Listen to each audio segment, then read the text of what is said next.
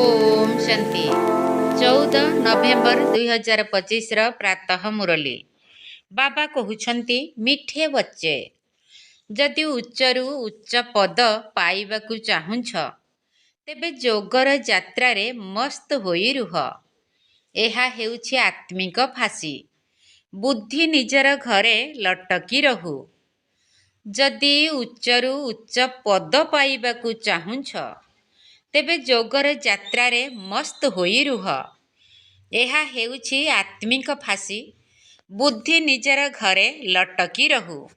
प्रश्न जेउ मानक बुद्धि रे ज्ञानर धारणा हेउ नाही सेमानकर चिन्ह कौन? जेउ मानक बुद्धि रे ज्ञानर धारणा हेउ नाही सेमानकर चिन्ह कौन? उत्तर सेमाने छोट छोट कथारे नाराज हेउथिबे। ଯାହାଙ୍କର ବୁଦ୍ଧିରେ ଯେତେ ଯେତେ ଜ୍ଞାନର ଧାରଣା ହେଉଥିବ ସେମାନେ ସେତିକି ଖୁସିରେ ରହୁଥିବେ। ବୁଦ୍ଧିରେ ଯଦି ଏହି ଜ୍ଞାନ ରହିବ ଯେ ଏବେ ଦୁନିଆକୁ ତଳକୁ ଯିବାକୁ ହିଁ ହେବ, ଏଥିରେ କ୍ଷତି ହିଁ ହେବ, ତେବେ ସେମାନେ କଦାପି ନାରାଜ ହେବେ ନାହିଁ, ସର୍ବଦା ଖୁସିରେ ରହିବେ। ଓମ୍ ଶାନ୍ତି। ମିଠା ମିଠା ଆତ୍ମିକ ସନ୍ତାନମାନଙ୍କୁ ଆତ୍ମିକ ବାବା ବସି ବୁଝାଉଛନ୍ତି। ପିଲାମାନେ ଜାଣିଛନ୍ତି ଯେ ଶ୍ରେଷ୍ଠରୁ ଶ୍ରେଷ୍ଠ ଭଗବାନ ବୋଲି କୁହାଯାଏ। ତେଣୁ ଆତ୍ମାର ବୁଦ୍ଧି ଯୋଗ ଘର ଆଡ଼କୁ ଯିବା ଉଚିତ। ତେଣୁ ଦୁନିଆରେ ଜଣେ ହେଲେ ଏଭଳି ମନୁଷ୍ୟ ନାହାନ୍ତି ଯାହାଙ୍କ ବୁଦ୍ଧିରେ ଏକଥା ଆସୁଥିବ। ସନ୍ନ୍ୟାସୀମାନେ ମଧ୍ୟ ବ୍ରହ୍ମକୁ ଘର ବୋଲି ଭାବନ୍ତି ନାହିଁ। ସେମାନେ ତ କହନ୍ତି ଆମେ ବ୍ରହ୍ମରେ ଲୀନ ହୋଇଯିବୁ। ତେବେ ତାହା କ'ଣ ଘର ହେଲା କି? ଘରେ ତ ରହିବାକୁ ପଡ଼ିଥାଏ। ଏବେ ତୁମ ସନ୍ତାନମାନଙ୍କର ବୁଦ୍ଧି ସେଠାରେ ଲାଗି ରହିବା ଦରକାର। ଯେପରି କେହି ଫାଶୀରେ ଚଢ଼ିଥାନ୍ତି ନା, ସେହିପରି ତୁମେ ଏବେ ଆତ୍ମିକ ଫାଶୀରେ ଚଢ଼ିଛ। ମନରେ ଅଛି ଆମକୁ ଉଚ୍ଚରୁ ଉଚ୍ଚ ବାବା ଆସି ଉଚ୍ଚରୁ ଉଚ୍ଚ ଘରକୁ ନେଇ ଯାଉଛନ୍ତି। ଏବେ ଆମକୁ ଘରକୁ ଯିବାକୁ ହେବ। ଉଚ୍ଚରୁ ଉଚ୍ଚ ବାବା ଆମକୁ ପୁଣି ଉଚ୍ଚରୁ ଉଚ୍ଚ ପଦ ପ୍ରାପ୍ତ କରାଉଛନ୍ତି। ଏହି ରାବଣ ରାଜ୍ୟରେ ସମସ୍ତେ ନୀଚ ଅଟନ୍ତି। ସେମାନେ ହେଲେ ଉଚ୍ଚ, ଏମାନେ ହେଲେ ନୀଚ। ସେମାନଙ୍କୁ ଶ୍ରେଷ୍ଠତା ବିଷୟରେ କିଛି ହେଲେ ଜଣା ହିଁ ନାହିଁ।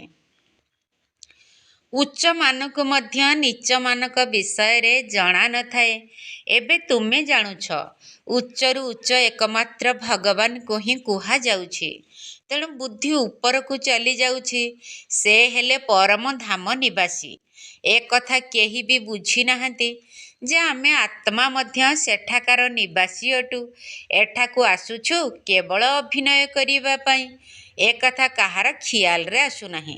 ନିଜର ହିଁ କର୍ମଧନ୍ଦା ଆଦିରେ ଲାଗି ରହୁଛନ୍ତି। ବର୍ତ୍ତମାନ ବାବା ବୁଝାଉଛନ୍ତି ଯଦି ଯୋଗର ଯାତ୍ରାରେ ମସ୍ତ ରହିବ ତେବେ ଉଚ୍ଚରୁ ଉଚ୍ଚ ହୋଇପାରିବ। ଯୋଗ ଦ୍ୱାରା ହିଁ ଉଚ୍ଚ ପଦ ପାଇବାକୁ ହେବ।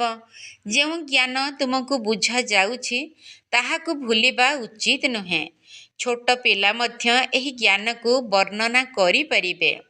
ବାକି ଯୋଗ ସମ୍ବନ୍ଧୀୟ କଥାକୁ ଛୋଟ ପିଲାମାନେ ବୁଝିପାରୁନାହାନ୍ତି। ବହୁତ ସନ୍ତାନ ଅଛନ୍ତି ଯେଉଁମାନେ କି ସମ୍ପୂର୍ଣ୍ଣ ଭାବେ ଯୋଗର ଯାତ୍ରାକୁ ବୁଝିପାରୁନାହାନ୍ତି। ଆମେ କେତେ ଉଚ୍ଚରୁ ଉଚ୍ଚକୁ ଯାଉଛୁ। ବ୍ରହ୍ମଲୋକ, ସୂକ୍ଷ୍ମ ଲୋକ, ସ୍ଥୂଳ ଲୋକ, ପାଞ୍ଚ ତତ୍ତ୍ୱ ତ ଏହିଠାରେ ହିଁ ରହିଛି। ସୂକ୍ଷ୍ମ ବତନ, ମୂଳ ବତନରେ ଏସବୁ ନାହିଁ। ଏହି ଜ୍ଞାନ ବାବା ହିଁ ଦେଉଛନ୍ତି। ସେଥିପାଇଁ ତାଙ୍କୁ ଜ୍ଞାନର ସାଗର ବୋଲି କୁହାଯାଉଛି। ମନୁଷ୍ୟମାନେ ଭାବୁଛନ୍ତି ବହୁତ ଶାସ୍ତ୍ର ଆଦି ପଢ଼ିବା ହେଉଛି ଜ୍ଞାନ। ତା ଦ୍ୱାରା କେତେ ପଇସା ରୋଜଗାର କରୁଛନ୍ତି। ଯେଉଁମାନେ ଶାସ୍ତ୍ର ପାଠ କରନ୍ତି ସେମାନଙ୍କୁ କେତେ ସମ୍ମାନ ମିଳିଥାଏ। ବର୍ତ୍ତମାନ ତୁମେମାନେ ଜାଣୁଛ ଏଥିରେ କୌଣସି ଶ୍ରେଷ୍ଠତା ତ ନାହିଁ। ଉଚ୍ଚରୁ ଉଚ୍ଚ ତ ହେଉଛନ୍ତି ଏକମାତ୍ର ଭଗବାନ। ତାଙ୍କ ଦ୍ୱାରା ଆମେ ଉଚ୍ଚରୁ ଉଚ୍ଚ ସ୍ୱର୍ଗର ରାଜ୍ୟ ଅଧିକାରୀ ହେଉଛୁ। ସ୍ୱର୍ଗ କ'ଣ ଏବଂ ନର୍କ କ'ଣ?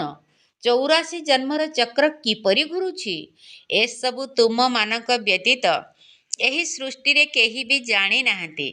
କହିଦେଉଛନ୍ତି ଏସବୁ ହେଉଛି କଳ୍ପନା। ଏମାନଙ୍କ ପାଇଁ ବୁଝିବା ଦରକାର ଇଏ ଆମ କୂଳର ନୁହନ୍ତି। ତେଣୁ ଏଥିରେ ନିରାଶ ମଧ୍ୟ ହେବାର ନାହିଁ। ଏମାନଙ୍କ ପାଇଁ ଜଣା ପଡ଼ିଯାଏ ଏହାଙ୍କର ପାଠ ନାହିଁ, ତେଣୁ କିଛି ହେଲେ ବି ବୁଝିପାରୁନାହାନ୍ତି। ବର୍ତ୍ତମାନ ତୁମ ସନ୍ତାନମାନଙ୍କର ମସ୍ତକ ବହୁତ ଉଚ୍ଚା ହେଉଛି। ଯେତେବେଳେ ତୁମେ ଉଚ୍ଚ ଦୁନିଆରେ ଥିବ, ସେ ସମୟରେ ନୀଚ ଦୁନିଆକୁ ଜାଣିପାରିବ ନାହିଁ। ନୀଚ ଦୁନିଆର ଲୋକେ ପୁଣି ଉଚ୍ଚ ଦୁନିଆକୁ ଜାଣିବେ ନାହିଁ। ତାକୁ ସ୍ୱର୍ଗ କୁହାଯାଏ। ବିଦେଶୀମାନେ ଯଦିଓ ସ୍ୱର୍ଗକୁ ଯାଉନାହାନ୍ତି, ତଥାପି ସ୍ୱର୍ଗ ପାରାଡାଇଜ୍ ନାମ ତ ନେଉଛନ୍ତି। ସ୍ୱର୍ଗ ଥିଲା ବୋଲି କହିଥାନ୍ତି। ମୁସଲମାନମାନେ ମଧ୍ୟ ବହିସ୍ଥ କହିଥାନ୍ତି। କିନ୍ତୁ ସେମାନଙ୍କୁ ଜଣା ନାହିଁ ଯେ ସେଠାକୁ କିପରି ଯିବାକୁ ହେବ। ଏବେ ତୁମକୁ କେତେ ଜ୍ଞାନ ମିଳୁଛି। ଶ୍ରେଷ୍ଠରୁ ଶ୍ରେଷ୍ଠ ବାବା କେତେ ଜ୍ଞାନ ଦେଉଛନ୍ତି। ଏହି ଡ୍ରାମା କିପରି ଚମତ୍କାର ଭାବରେ ତିଆରି ହୋଇଛି। ଯେଉଁମାନେ ଡ୍ରାମାର ରହସ୍ୟକୁ ଜାଣିନାହାନ୍ତି, ସେମାନେ କଳ୍ପନା ବୋଲି କହିଦେଉଛନ୍ତି। ତୁମେମାନେ ଜାଣିଛ, ଏହା ତ ପତିତ ଦୁନିଆ। ସେଥିପାଇଁ ଚିତ୍କାର କରୁଛନ୍ତି, ହେ ପତିତ ପାବନ ଆସି ପବିତ୍ର କର। ବାବା କହୁଛନ୍ତି, ପ୍ରତି 5000 ବର୍ଷ ପରେ ସୃଷ୍ଟିର ଇତିହାସର ପୁନରାବୃତ୍ତି ହୋଇଥାଏ। ପୁରୁଣା ଦୁନିଆ ପୁଣି ନୂଆ ହେଉଛି। ସେଥିପାଇଁ ମୋତେ ଆସିବାକୁ ପଡ଼ୁଛି। ମୁଁ କଳ୍ପ କଳ୍ପ ଆସି ତୁମକୁ ଶ୍ରେଷ୍ଠରୁ ଶ୍ରେଷ୍ଠ କରୁଛି। ପବିତ୍ରକୁ ଉଚ୍ଚ ଏବଂ ଅପବିତ୍ରକୁ ନୀଚ କୁହାଯାଏ। ଏହି ଦୁନିଆ ନୂଆ ପବିତ୍ର ଥିଲା, ଏବେ ତ ପତିତ ଅଟେ। ଏହିସବୁ କଥାକୁ ତୁମମାନଙ୍କ ଭିତରେ ମଧ୍ୟ କ୍ରମ ଅନୁସାରେ ବୁଝୁଛନ୍ତି। ଯେଉଁମାନଙ୍କ ବୁଦ୍ଧିରେ ଏହିସବୁ କଥା ରହିଥାଏ, ସେମାନେ ସର୍ବଦା ଖୁସିରେ ରୁହନ୍ତି। ବୁଦ୍ଧିରେ ନଥିଲେ କେହି କିଛି କହିଦେଲେ ବା କିଛି କ୍ଷତି ହୋଇଗଲେ ନାରାଜ ହୋଇଯାଆନ୍ତି। ବାବା କହୁଛନ୍ତି, ବର୍ତ୍ତମାନ ଏହି ନୀଚ ଦୁନିଆର ସମାପ୍ତି ହେବ। ଏହା ହେଉଛି ପୁରୁଣା ଦୁନିଆ। ଏଠାରେ ମନୁଷ୍ୟ କେତେ ନୀଚ ହୋଇଯାଇଥାନ୍ତି। କିନ୍ତୁ ଏକଥା କେହି କ'ଣ ବୁଝୁଛନ୍ତି କି ମୁଁ ନୀଚ ଅଟେ? ଭକ୍ତମାନେ ସର୍ବଦା ମୁଣ୍ଡ ନୁଆଇଥାନ୍ତି, କିନ୍ତୁ ନୀଚମାନଙ୍କ ଆଗରେ କ'ଣ ମୁଣ୍ଡ ନୁଆଇବେ କି? ପବିତ୍ରମାନଙ୍କ ସମ୍ମୁଖରେ ହିଁ ମୁଣ୍ଡ ନୁଆଯାଇଥାଏ। ସତ୍ୟ ଯୁଗରେ କେବେ ଏଭଳି ହୋଇନଥାଏ। ଭକ୍ତମାନେ ଏପରି କରିଥାନ୍ତି। ବାବା ତ ଏପରି କହୁନାହାନ୍ତି, ମୁଣ୍ଡ ନୁଆଇ କରି ଚାଲ। ନା, ଏହା ତ ପାଠ ପଢ଼ା ଅଟେ।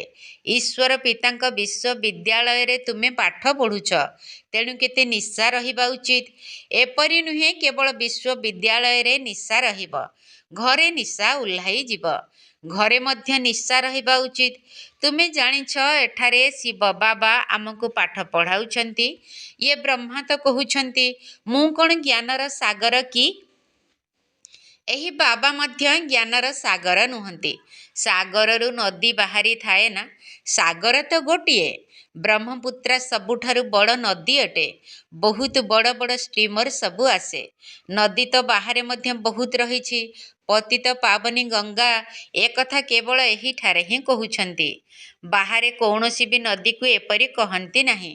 ଯଦି ନଦୀ ପତିତ ପାବନୀ ହୋଇଥାନ୍ତା, ତେବେ ଗୁରୁଙ୍କର କୌଣସି ଆବଶ୍ୟକତା ନଥାନ୍ତା। ନଦୀଗୁଡ଼ିକରେ ମାନସରୋବରରେ ବୁଡ଼ ପକାଇବା ଆଦି କେତେ କଥା କରୁଛନ୍ତି।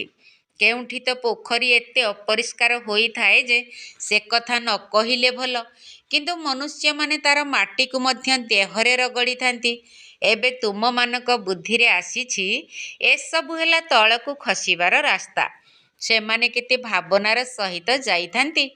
ଏବେ ତୁମେମାନେ ବୁଝିପାରୁଛ ଯେ ଏହି ଜ୍ଞାନ ଦ୍ୱାରା ଆମର ଆଖି ହିଁ ଖୋଲି ଯାଇଛି। ତୁମର ଜ୍ଞାନର ତୃତୀୟ ନେତ୍ର ଖୋଲିଛି। ଆତ୍ମାକୁ ତୃତୀୟ ନେତ୍ର ମିଳିଛି। ସେଥିପାଇଁ ତ୍ରିକାଳଦର୍ଶୀ କୁହାଯାଉଛି। 3 କାଳର ଜ୍ଞାନ ଆତ୍ମା ମଧ୍ୟରେ ଆସିଯାଉଛି। ଆତ୍ମା ତ ହେଉଛି ବିନ୍ଦୁ, ସେଥିରେ ନେତ୍ର କିପରି ହେବ? ଏସବୁ ହେଲା ବୁଝିବାର କଥା। ଜ୍ଞାନର ତୃତୀୟ ନେତ୍ର ଦ୍ୱାରା ତୁମେ ତ୍ରିକାଳଦର୍ଶୀ ତ୍ରିଲୋକୀନାଥ ହେଉଛ। ନାସ୍ତିକରୁ ଆସ୍ତିକ ହୋଇଯାଉଛ। ପୂର୍ବରୁ ତୁମେ ରଚୟିତା ଏବଂ ରଚନାର ଆଦି ମଧ୍ୟ ଅନ୍ତକୁ ଜାଣିନଥିଲ। ବର୍ତ୍ତମାନ ବାବାଙ୍କ ଦ୍ୱାରା ରଚନାର ଆଦି ମଧ୍ୟ ଅନ୍ତକୁ ଜାଣୁଛ। ତେଣୁ ତୁମକୁ ବର୍ଷା ମିଳୁଛି। ଏହା ହେଉଛି ଜ୍ଞାନ। ଇତିହାସ ଭୂଗୋଳ ମଧ୍ୟ ରହିଛି। ହିସାବ କିତାବ ଅଟେ ନା। ଆଚ୍ଛା, ଯଦି କେହି ବୁଦ୍ଧିମାନ ସନ୍ତାନ ଅଛନ୍ତି ତେବେ ହିସାବ କରନ୍ତୁ ଆମେ କେତେ ଜନ୍ମ ନେଉଛୁ। ଏହି ହିସାବରେ ଅନ୍ୟ ଧର୍ମାବଲମ୍ବୀଙ୍କର କେତେ ଜନ୍ମ ହୋଇଥିବ। କିନ୍ତୁ ବାବା କହୁଛନ୍ତି ଏହିସବୁ କଥାରେ ଅଧିକ ମୁଣ୍ଡ ଖର୍ଚ୍ଚ କରିବାର ଆବଶ୍ୟକତା ନାହିଁ। ସମୟ ନଷ୍ଟ ହୋଇଯିବ। ଏଠାରେ ତ ସବୁ କିଛି ଭୁଲିବାକୁ ପଡ଼ିବ। ଏସବୁ କଥା ଶୁଣାଇବାର ଆବଶ୍ୟକତା ନାହିଁ। ତୁମେ ତ ରଚୟିତା ବାବାଙ୍କର ପରିଚୟ ଦେଉଛ, ଯାହାକୁ କେହି ଜାଣିନାହାନ୍ତି। ଶିବ ବାବା ଭାରତକୁ ହିଁ ଆସୁଛନ୍ତି, ନିଶ୍ଚୟ କିଛି କରି ଯାଉଛନ୍ତି। ସେଥିପାଇଁ ତ ତାଙ୍କର ଜୟନ୍ତୀ ପାଳନ କରୁଛନ୍ତି ନା। ଯେପରି ଗାନ୍ଧୀ ଅଥବା କୌଣସି ସାଧୁ ଆଦି ମହାନ କର୍ତ୍ତବ୍ୟ କରି ଯାଇଛନ୍ତି, ତେଣୁ ସେମାନଙ୍କର ଷ୍ଟାମ୍ପ ତିଆରି କରୁଛନ୍ତି। ଫ୍ୟାମିଲି ପ୍ଲାନିଂ, ପରିବାର ନିୟନ୍ତ୍ରଣର ଷ୍ଟାମ୍ପ ତିଆରି କରୁଛନ୍ତି। ଏବେ ତୁମର ତ ନିଶା ରହିଛି। ଆମେ ହେଉଛୁ ପାଣ୍ଡବ ଗଭର୍ଣ୍ଣମେଣ୍ଟ। ଏହା ସର୍ବଶକ୍ତିମାନ ବାବାଙ୍କର ଗଭର୍ଣ୍ଣମେଣ୍ଟ। ତୁମର ଏହା କୋର୍ଟ ଅଫ୍ ଆର୍ମସ ଅଟେ। ଆଉ କେହି ଏହି କୋର୍ଟ ଅଫ୍ ଆର୍ମସକୁ ଜାଣିନାହାନ୍ତି। ତୁମେ ଜାଣିଛ ଆମର ହେଲା ବିନାଶ କାଳେ ପ୍ରୀତି ବୁଦ୍ଧି। ବାବାଙ୍କୁ ଆମେ ବହୁତ ମନେ ପକାଉଛୁ। ବାବାଙ୍କୁ ମନେ ପକାଇ ପକାଇ ପ୍ରେମରେ ଲୁହ ଆସିଯାଉଛି। ବାବା, ଆପଣ ଆମକୁ ଅଧା କଳ୍ପ ପାଇଁ ସବୁ ଦୁଃଖରୁ ଦୂର କରି ଦେଉଛନ୍ତି। ଆଉ କୌଣସି ଗୁରୁ ଅଥବା ମିତ୍ର ସମ୍ବନ୍ଧୀ ଆଦିଙ୍କୁ ମନେ ପକାଇବାର ଆବଶ୍ୟକତା ନାହିଁ। ଏକମାତ୍ର ବାବାଙ୍କୁ ହିଁ ମନେ ପକାଅ। ସକାଳ ଅର୍ଥାତ୍ ଅମୃତ ବେଳାର ସମୟ ବହୁତ ଭଲ। ବାବା, ଆପଣ ତ ବଡ଼ ଚମତ୍କାର କରୁଛନ୍ତି। ପ୍ରତି 5000 ବର୍ଷରେ ଥରେ ଆପଣ ଆମକୁ ଜାଗ୍ରତ କରୁଛନ୍ତି। ବର୍ତ୍ତମାନ ସମସ୍ତ ମନୁଷ୍ୟ କୁମ୍ଭକର୍ଣ୍ଣର ଆସୁରୀ ନିଦ୍ରାରେ ଶୋଇ ରହିଛନ୍ତି, ଅର୍ଥାତ୍ ଅଜ୍ଞାନ ଅନ୍ଧକାରରେ ଅଛନ୍ତି। ଏବେ ତୁମେମାନେ ବୁଝୁଛ। ଏହା ହେଉଛି ଭାରତର ପ୍ରାଚୀନ ଯୋଗ। ବାକି ଯାହା ବି ହଠ ଯୋଗ ଆଦି ଶିଖାଉଛନ୍ତି, ସେସବୁ ହେଉଛି ବ୍ୟାୟାମ, ଶରୀରକୁ ସୁସ୍ଥ ରଖିବା ପାଇଁ। ଏବେ ତୁମମାନଙ୍କ ବୁଦ୍ଧିରେ ସମସ୍ତ ଜ୍ଞାନ ରହିଛି, ତେଣୁ ତୁମମାନଙ୍କ ଭିତରେ ଖୁସି ରହୁଛି। ଏଠାକୁ ଆସୁଛ, ଜାଣିଛ ବାବା ଆମକୁ ରିଫ୍ରେଶ ଅର୍ଥାତ୍ ସତେଜ କରୁଛନ୍ତି। କେହି କେହି ତ ଏଠାରେ ସତେଜ ହୋଇ ବାହାରକୁ ବାହାରିଗଲା ପରେ ସେହି ନିଶା ଖଲାସ ହୋଇଯାଉଛି। କ୍ରମାନ୍ୱୟରେ ତ ରହିଛନ୍ତି ନା। ବାବା ବୁଝାଉଛନ୍ତି ଏହା ହେଉଛି ପତିତ ଦୁନିଆ। ଡାକୁଛନ୍ତି ମଧ୍ୟ, ହେ ପତିତ ପାବନ ଆସ। କିନ୍ତୁ ନିଜକୁ କ'ଣ ପତିତ ବୋଲି ଭାବୁଛନ୍ତି କି? ସେଥିପାଇଁ ପାପ ଧୋଇବାକୁ ଯାଉଛନ୍ତି, କିନ୍ତୁ ଶରୀରକୁ ତ ପାପ ଲାଗୁନାହିଁ।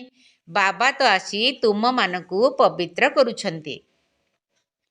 କହୁଛନ୍ତି କେବଳ ମୋତେ ମନେ ପକାଇଲେ ତୁମର ବିକର୍ମ ବିନାଶ ହେବ।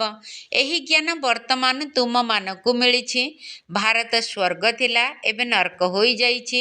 ତୁମେ ସନ୍ତାନମାନେ ତ ଏବେ ସଙ୍ଗମ ଯୁଗରେ ଅଛ। କେହି ବିକାରଗ୍ରସ୍ତ ହୋଇ ଫେଲ ହୋଇଯାଇଥାନ୍ତି, ଅର୍ଥାତ୍ ଯେପରି ନର୍କରେ ଯାଇ ପଡ଼ିଥାନ୍ତି, ଯେପରି 5 ମହଲାରୁ ଖସି ପଡ଼ନ୍ତି, ଯାହାର ପରିଣାମ ସ୍ୱରୂପ ପୁଣି 100 ଗୁଣା ଦଣ୍ଡ ଭୋଗ କରିବାକୁ ପଡ଼ିଥାଏ। ତେଣୁ ବାବା ବୁଝାଉଛନ୍ତି ଭାରତ କେତେ ଶ୍ରେଷ୍ଠ ଥିଲା, ଏବେ କେତେ ନୀଚ ହୋଇଯାଇଛି। ଏବେ ତୁମେମାନେ କେତେ ବୁଦ୍ଧିମାନ ହେଉଛ, ମନୁଷ୍ୟ ତ କେତେ ଅବୁଝା ଅଛନ୍ତି। ବାବା ତୁମକୁ ଏଠାରେ କେତେ ନିଶା ଚଢ଼ାଉଛନ୍ତି, ପୁଣି ବାହାରକୁ ବାହାରି ଗଲେ ନିଶା କମ୍ ହୋଇଯାଉଛି, ଖୁସି ଉଡ଼ିଯାଉଛି। ଛାତ୍ରମାନେ ଯେତେବେଳେ ବହୁତ ବଡ଼ ପରୀକ୍ଷାରେ ପାସ୍ ହୋଇଯାଆନ୍ତି, ସେତେବେଳେ ତାଙ୍କର ଖୁସି କ'ଣ କମ୍ ହୋଇଯାଏ କି? ପାଠ ପଢ଼ି ପାସ୍ ହୋଇ ପୁଣି କ'ଣରୁ କ'ଣ ହୋଇଯାଆନ୍ତି। ଏବେ ଦେଖ ଦୁନିଆର ଅବସ୍ଥା କ'ଣ ହେଲାଣି। ତୁମକୁ ଉଚ୍ଚରୁ ଉଚ୍ଚ ବାବା ଆସି ପାଠ ପଢ଼ାଉଛନ୍ତି। ସେ ବି ହେଉଛନ୍ତି ନିରାକାର। ତୁମେ ଆତ୍ମାମାନେ ମଧ୍ୟ ନିରାକାର। ଏଠାକୁ ଅଭିନୟ କରିବାକୁ ଆସିଛ। ଏହି ଡ୍ରାମାର ରହସ୍ୟକୁ ବାବା ହିଁ ଆସି ବୁଝାଉଛନ୍ତି। ଏହି ସୃଷ୍ଟି ଚକ୍ରକୁ ଡ୍ରାମା ମଧ୍ୟ କୁହାଯାଏ। ସେହି ହଦ୍ର ନାଟକରେ କେହି ରୋଗରେ ପଡ଼ିଗଲେ ନାଟକରୁ ବାହାରି ଯାଇଥାନ୍ତି। ଏହା ବେହଦର ନାଟକ ଅଟେ। ଏହି କଥା ଯଥାର୍ଥ ଭାବରେ ତୁମମାନଙ୍କ ବୁଦ୍ଧିରେ ଅଛି। ତୁମେ ଜାଣିଛ ଆମେ ଏଠାକୁ ଅଭିନୟ କରିବାକୁ ଆସିଛୁ। ଆମେ ହେଲେ ବେହଦର ଅଭିନେତା।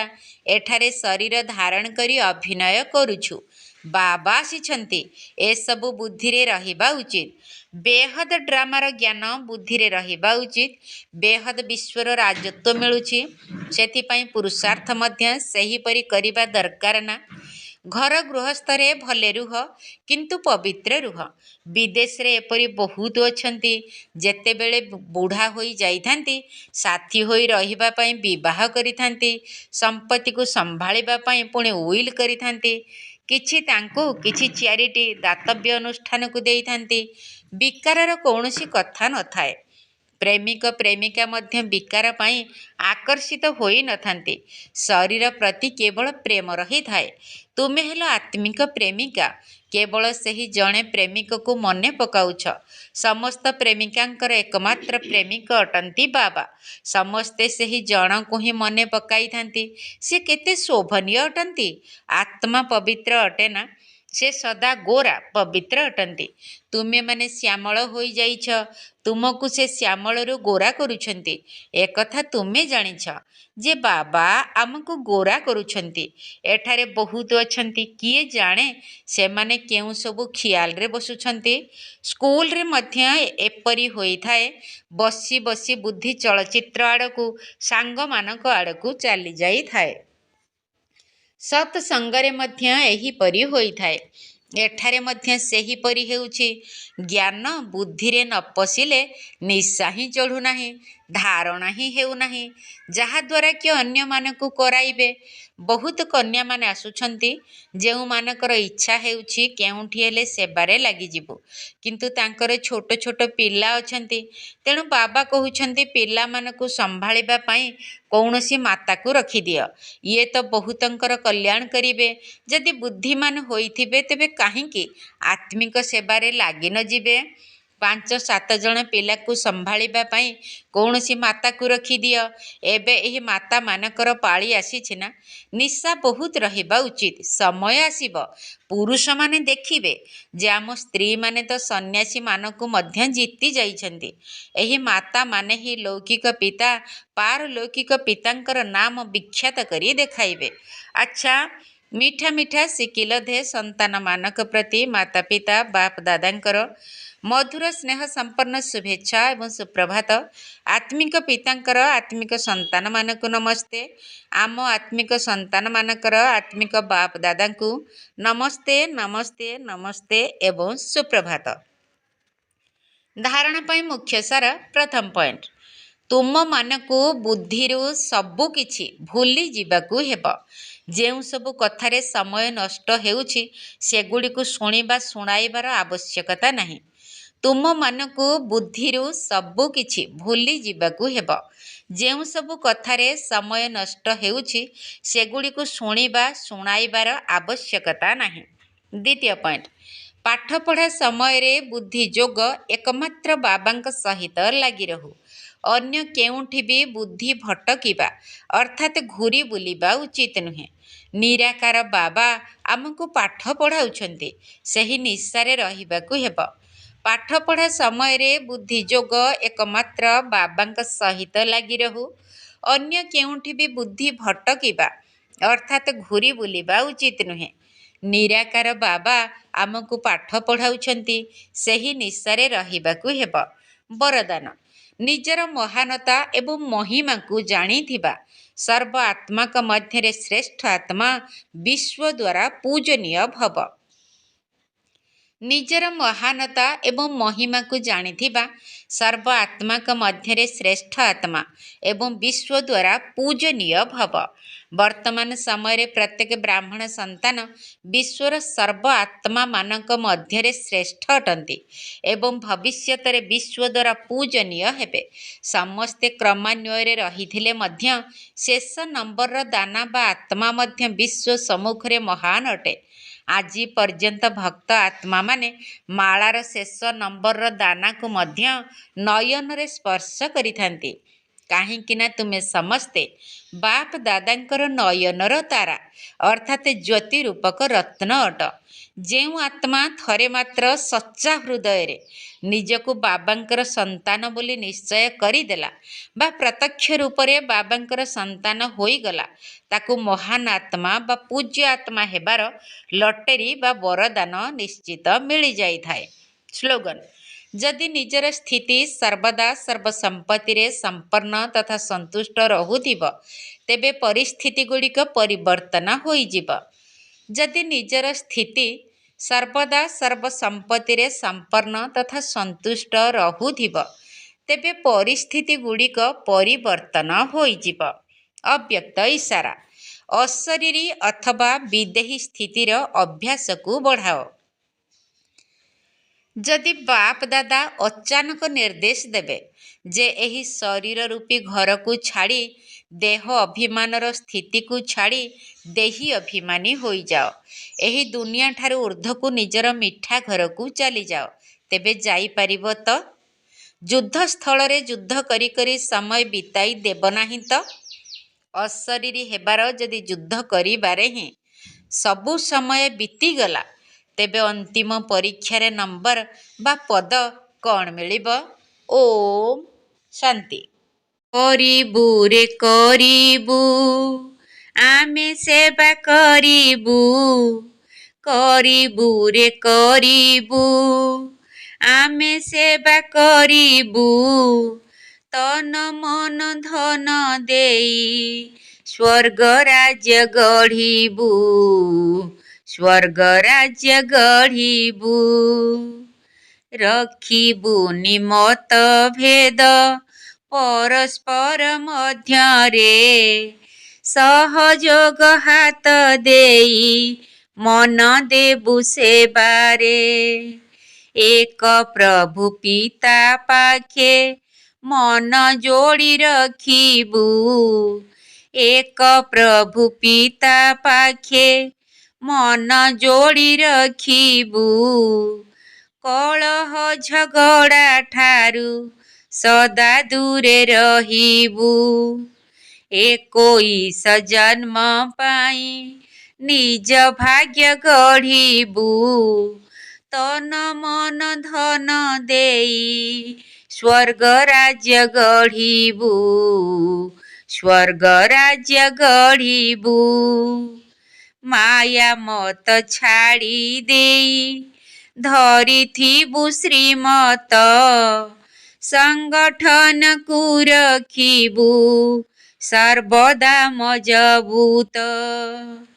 କର୍ମେନ୍ଦ୍ରିୟ ଠାରୁ ସଦା ରହିବୁ ସାବଧାନ, ସଂକଳ୍ପ କରିବୁ ଦୃଢ଼ ସେବାରେ ଢାଳି ମନ। ଲକ୍ଷ୍ୟ ଆଉ ଲକ୍ଷଣକୁ ଏକ କରି ଚାଲିବୁ। ତନ ମନ ଧନ ଦେଇ ସ୍ୱର୍ଗ ରାଜ୍ୟ ଗଢ଼ିବୁ।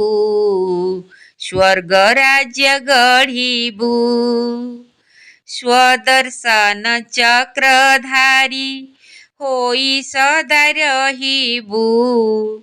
ପରଦର୍ଶନ ଚକ୍ରକୁ କେବେ ନ ଘୁରାଇବୁ। ପୁରୁଷାର୍ଥ କରି ହେବୁ ଆମେ ବାପ ସମାନ। ପୁରୁଷାର୍ଥ କରି ହେବୁ ଆମେ ବାପ ସମାନ। ବ୍ୟର୍ଥକୁ ଛାଡ଼ି କରିବୁ ସଦା ଆତ୍ମଚିନ୍ତନ। ଈଶ୍ୱରୀୟ ସେବା କରି ଶ୍ରେଷ୍ଠ ଭାଗ୍ୟ ପାଇବୁ। ତନ ମନ ଧନ ଦେଇ ସ୍ୱର୍ଗ ରାଜ୍ୟ ଗଢ଼ିବୁ। ସ୍ୱର୍ଗ ରାଜ୍ୟ ଗଢ଼ିବୁ। କରିବୁ ରେ କରିବୁ, ଆମେ ସେବା କରିବୁ। କରିବୁ ରେ କରିବୁ, ଆମେ ସେବା କରିବୁ। ତନ ମନ ଧନ ଦେଇ ସ୍ୱର୍ଗ ରାଜ୍ୟ ଗଢ଼ିବୁ। ସ୍ୱର୍ଗ ରାଜ୍ୟ ଗଢ଼ିବୁ।